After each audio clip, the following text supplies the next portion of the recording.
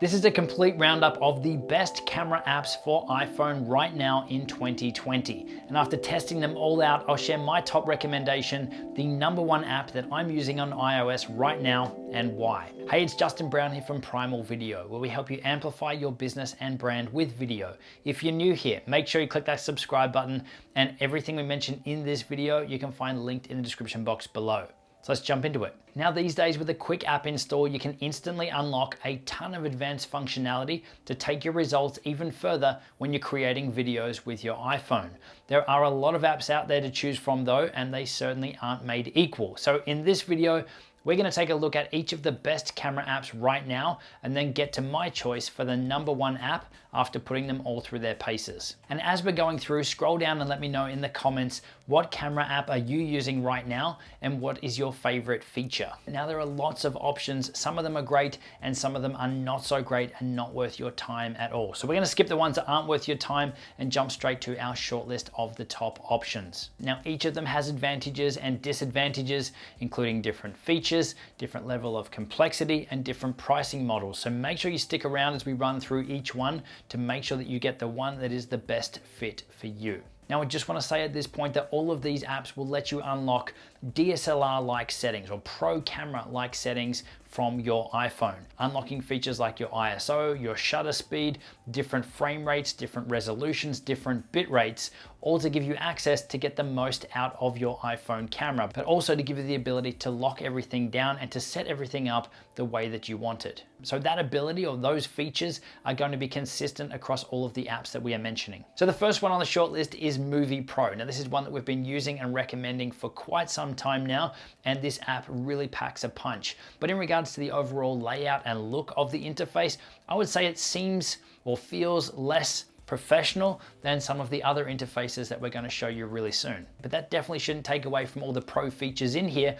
Just the interface probably feels more fun. It's a really clean interface, but it makes it really quick to be able to access different things like the manual settings down in the bottom left-hand corner, or to be able to quickly see your audio bars and audio levels on the left-hand side. There's also quick access to things like focus peaking, like histograms, like your scopes, right down the bottom as well. So if you are someone that's more on the professional side of things, then you've got all of this included in the app as well. The whole menu layout is really simple as well. It's literally just one scrolling menu, so you don't have to jump into like a heap of sub menus and menus upon menus to find things. It's literally just one page that you scroll through. Now this app also supports direct uploading to Dropbox. So if you do want to create your files and have that automatic backup happening that's maybe not going just to iCloud or iPhotos, then yeah, that's a pretty cool feature. You also have hardware support in here for things like anamorphic lenses or 35mm lenses directly from within the app too. And there's also a remote control that you can enable with this app as well. So if you do have a second iOS device, you can install the Movie Pro remote app, enable it on here, and you can remotely control and monitor your recording from a separate device. Now this is a feature that one of the other apps that we're about to mention has as well, this remote control and remote monitoring, but that app charges an additional fee to be able to use the remote. So you purchase once for the camera app and again for the remote. With this one, there is no additional cost for the remote app. Now as for the downsides, I do think that the exposure control, while it's good and while you can lock everything down, I don't think it's as good as you get in the next apps that we are going to cover. So it's definitely not a deal breaker and there's really nothing wrong with it, but the implementation of the exposure control is not as good as it is in the next two apps. Now in regards to pricing then, Movie Pro sells in the App Store for $9.99 currently. This is a one-time purchase, $9.99, not a subscription or anything. And obviously, as I mentioned earlier, you can also then use that remote for free as well. That's not an additional purchase. So I would say Movie Pro is going to be great for anyone at that beginner level right through to advanced because of how intuitive and how fun and how easy the interface is, but it still packs a lot of the advanced features and advanced functionality in there to service a more advanced user as well. So the next one on our shortlist then is Filmic Pro. Now this is really the OG of third-party or aftermarket camera apps, professional camera apps on smartphones. This one's been around since almost day one, and for a lot of people is the go-to or the industry standard when it comes to these sorts of apps. There's been lots of people that have used Filmic Pro to create documentaries and even feature films. So in regards to the overall interface, it's actually pretty easy to use. It's pretty easy to get up to speed, to find everything, to either use full auto modes or to lock everything down into manual. I personally think it's a cleaner interface with a lot less clutter than Movie Pro, but at the same time, you can't access as many things from the dashboard or the main screen as you can in Movie Pro without diving into some of the menus. What I like about Filmic Pro is how easy it is to lock down your exposure and your focus. Just moving the circle and the square around on the screen is the simplest way to lock those down. Or if you want to dive into the manual settings and get more granular control, then you can take that a step further by long pressing on them and bringing up the advanced controls. Now, just like Movie Pro, you do have quick access from the front screen here to things like focus peaking, to zebra lines, to the histograms, to the scopes. Again, all from a quick button press on this main screen. The settings area, for the most part, is broken up into logical areas.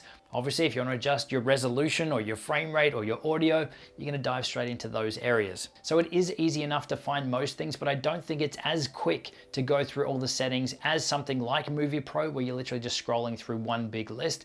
In here, you are diving in and out of these separate categories to find where everything is. Now, jumping into the hardware support, this is where Filmic Pro really stands out. It has the most amount of hardware support out of any of the apps on iOS, with support for things like gimbal stabilizers like the DJI Osmo Mobile or the Xeon Smooth 4. And you've got anamorphic lenses and 35mm lens support in there as well. In Filmic Pro, you also have the ability to overlay different aspect ratio, different masks or black bars into your footage. And you can also crop your videos to change the aspect ratio that you are creating your videos at. So if you want to create something in super widescreen, 2.2:1 or 2.39:1, you've got those options in here. One thing to note though is that the app doesn't tell you the exact bit rate that you are recording at. When you're looking at the bit rate or the quality settings of the videos you're recording, your options are really economy, Apple standard, so whatever you get in the standard built-in camera app, Filmic quality, which is higher than what you get in the built-in camera app, and Filmic Extreme. But nowhere does it say that Filmic Extreme is equivalent to 100 megabits per second or 200 megabits per second. And again, that's not a deal breaker, it's just something to be aware of, especially if you are someone who's looking to dial in a specific bit rate to keep the recording quality consistent with maybe some other cameras. Now, the other thing that I really like about Filmic Pro is the level of control that you get over the color or the look of the videos that you are creating. You're not just limited to adjusting the white balance or the color temperature. They also have an in-app purchase for what they call a cinematographer kit, and that unlocks additional color profiles and looks with a log mode in there that you can enable, but also full customization to really dial everything in to get that look that you are after. You can even get as granular as adjusting the RGB or red, green, blue values to make the look that you would like directly in the app. And as we mentioned earlier, that Movie Pro has a remote app as well. Filmic Pro has a Filmic Pro remote app, but it is an additional purchase. But this will give you the ability once again to use an additional iOS device to be able to monitor and control a primary device that you are using to create your videos. And so in regards to pricing then, Filmic Pro sells for $14.99. It is an additional expense to grab that cinematographer's kit, which is an additional $13.99. But really considering what you're getting, it's an absolute no-brainer if you want that level of control when you're creating your videos. And for the Filmic Remote app, that is again an additional purchase for $9.99 currently. But again, you're only going to need that one if you've got an additional iOS device and you want to be able to remotely control or monitor Filmic Pro from a separate device. So I think Filmic Pro will be perfect for someone at that intermediate level through to advanced user. It's easy enough for you to jump in, for you to find everything and get up and running, but I really think the people that are going to get the most out of this are the advanced users. Now, this isn't to say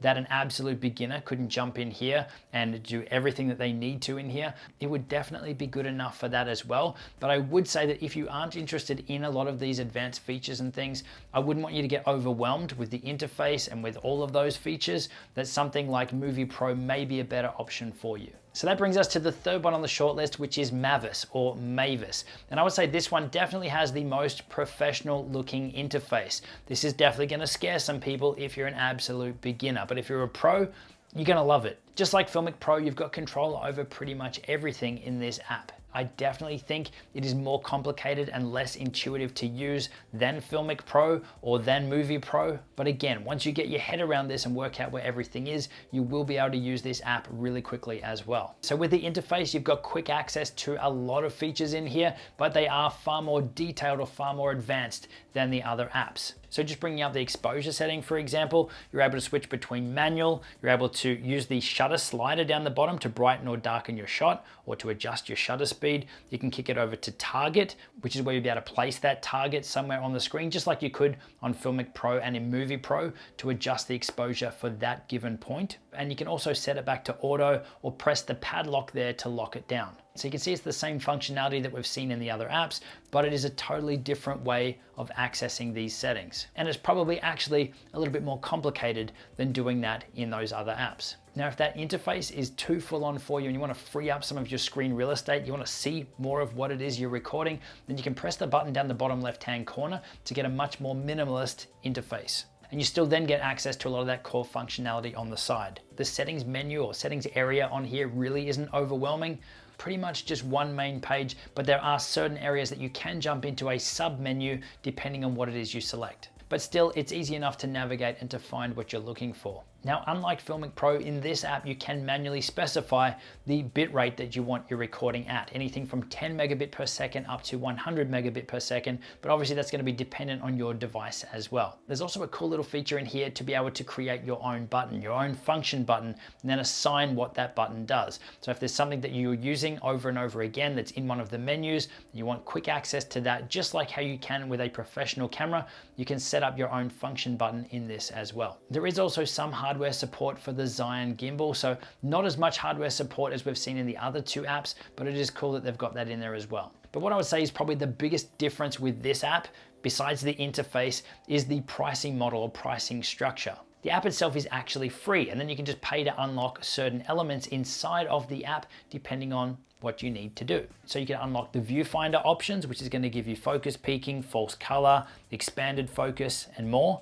You can unlock extra recording formats or higher bit rates. You can unlock the Pro Tools, so the white balance, audio controls, the function button and presets. And there's also time code unlocking and unlocking for gimbal support as well. So here you're only kind of paying for what you're going to use, and you're not paying for everything in its entirety if you're not going to use it. And each one of those packs really ranges from around $2.99 to $5.99. So even just to get the free version and unlock one or two of those things, it's going to be pretty cheap. But what they also have is the ability to unlock everything for a one-time fee of $17.99.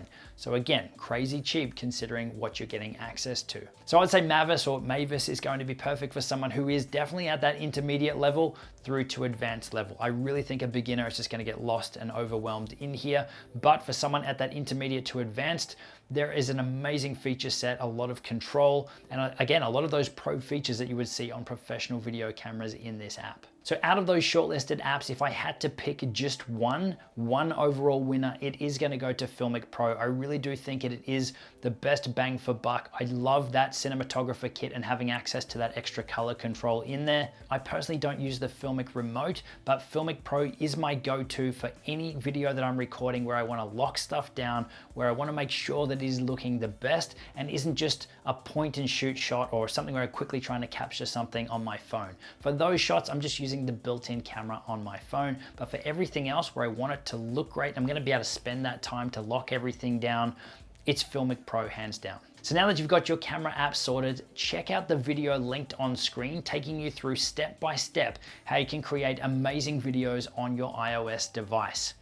And I'll see you in the next video.